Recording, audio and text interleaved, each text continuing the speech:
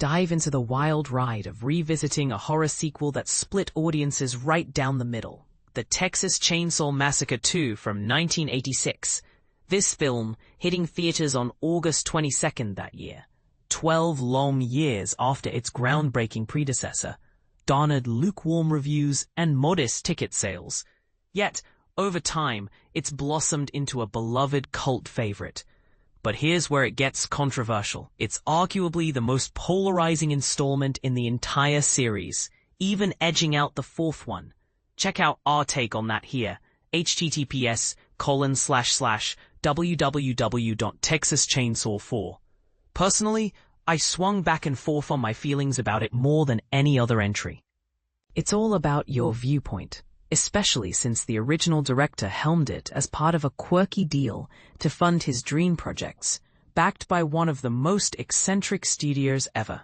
And it snuck in comedy elements so blatantly that it redefined the franchise. Spoiler, the subtlety is non-existent. It's drenched in humor.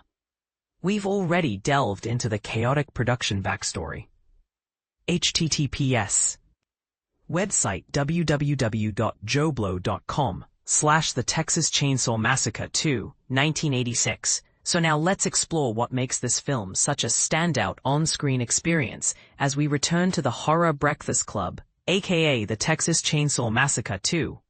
To truly appreciate this flick, a quick dive into its background is essential.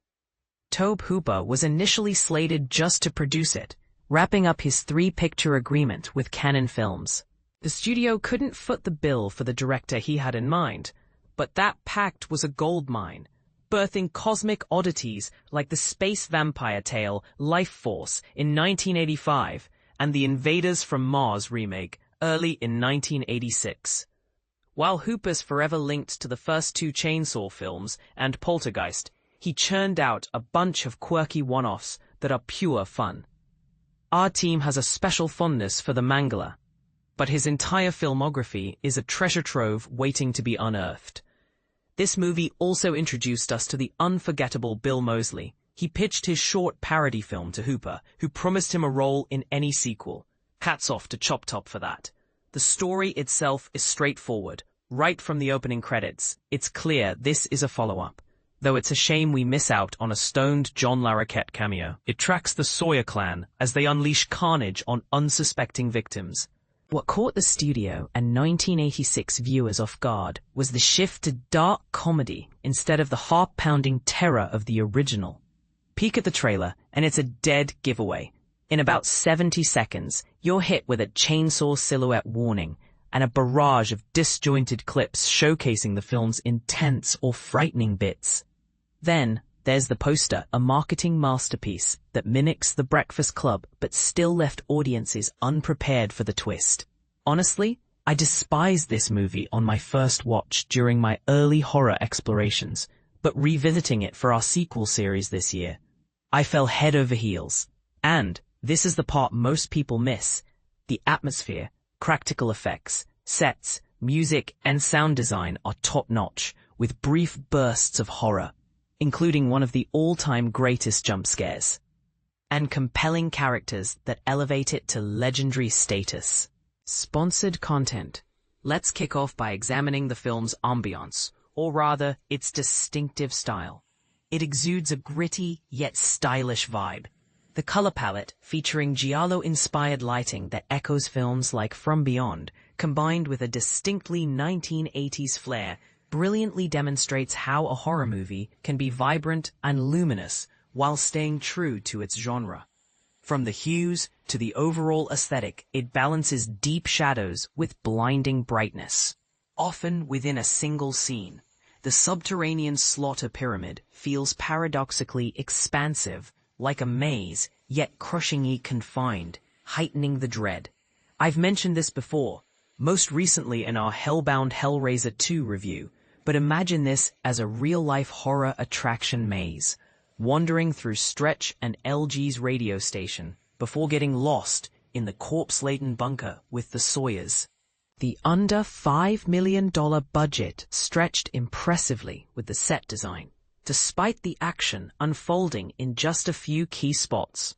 The plethora of corpses in the underground lair aren't just chilling, they're visually striking and reinforce the family's endless cycle of violence. Tom Savini handled the makeup and special effects, and his expertise shines through. From the gruesome opening kill, featuring a mangled body held up by Leatherface and a partial decapitation, to LG's savage beating and facial peeling, it's all executed flawlessly, setting the film apart even more. Budget constraints forced cuts to some of Savini's planned effects, but still, this entry boasts the best gore and practical work of the first 4 films, Chainsaw included. Rounding out the atmosphere is the radio station segment. The soundtrack excels in both diegetic, in-world, and non-diegetic score elements, and it wasn't until this rewatch that I noticed Tobe Hooper's credit as a composer. Atmosphere, effects, and setting are crucial, but bland characters could sink it all. Not every role is stellar. Some are confoundingly foolish or irritating. Yet that can add value just as much as strong ones. Take the yuppie group at the start. They're infuriatingly obnoxious, making their brutal demise a satisfying release when they cross the wrong family. Their short time on screen serves a purpose, and that's fine. Then there's Dennis Hopper's Lefty, who in concept could be poignant as he seeks vengeance for Sally and Franklin from the original, but he spirals into such erratic annoyance that he feels squandered. His chainsaw selection scene is hilariously dumb, and though he aids Stretch in defeating the clan and getting payback, even discovering Franklin's wheelchair-bound remains, which look fantastic, lacks the intended emotional punch. On the flip side, 2 characters transcend the film, granting their actors eternal horror fame. Caroline Williams as Stretch and Bill Knowsley as Chop Top dominate the screen. This isn't to downplay Leatherface, who uniquely blends horror and humor here, but he's not the centerpiece. Gunnar Hansen was reportedly slated to reprise his role, but bowed out due to conflicting stories. As iconic as he is in the first film, his version might not have fit this sequel's tone. This rewatch made me adore Caroline Williams and Stretch. She's gorgeous and an exceptional final girl, expertly balancing vulnerability and heroism in a way that feels authentic, as much as a slasher can. Chop Top, meanwhile, is magnetic, hilarious, and profoundly unsettling in his dialogue and deeds. He's more terrifying than Leatherface, exuding confidence in his twisted beliefs and gruesomely devouring skin from his metal-plated scalp. His pursuit of Stretch at the climax is spine-tingling, reminiscent of an Ari Aster chase scene. Mosley crafted a one-off character who lingers in memory longer than most sequel icons. And let's not forget the genuine horror lurking beneath. Screenwriter L.M. Kit Carson crafted a spot-on black comedy, but the film delivers authentic scares, including a legendary jump scare. Carson's horror resume is slim. Just this and 9 other credits.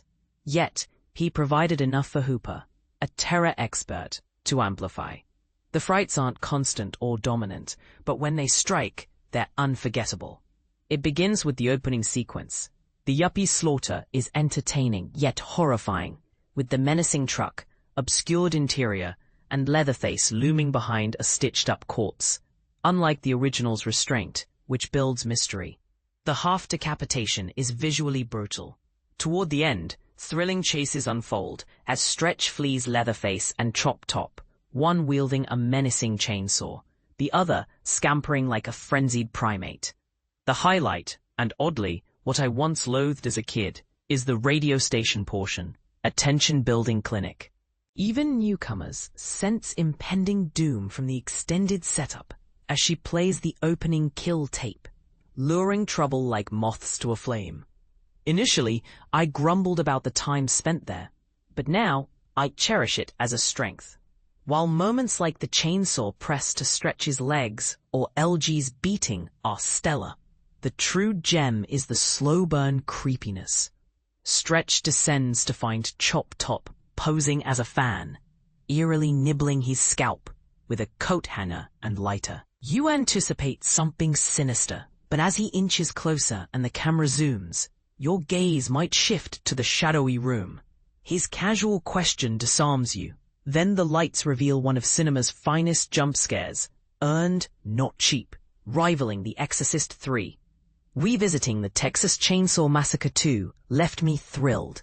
Did I overlook these elements initially, or has it improved with maturity and hindsight? Regardless, it's a must rewatch, and the Vinegar Syndrome 4K edition is ideal. Stunning visuals and a wealth of extras. Share your thoughts below. Do you see it as a comedic horror triumph or a betrayal of the original's terror? Is the humor a bold evolution or a misguided detour? And what about those characters? Does Chop Top steal the show for you, or is Lefty's arc a missed opportunity? Let's debate in the comments. Soon. I'll tackle part 3 to decide if the soul stays in the family. Catch up on previous revisited episodes below. For more of our content, visit the Joe Blow Horror Originals channel.